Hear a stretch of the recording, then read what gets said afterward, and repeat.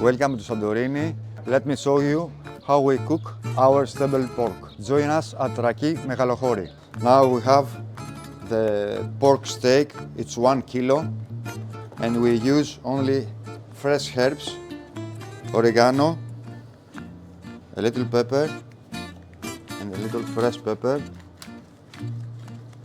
And we put the salt the last time to turn in the grill. Now I will give you one tip as a chef. Do not put the salt on it before it's on the grill. And now we'll put a little bit virgin olive oil.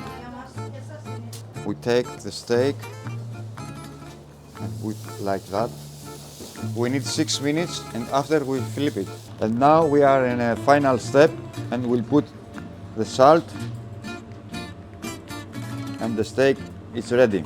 And now we prepare with the fried potatoes and one piece of lemon. And we are ready.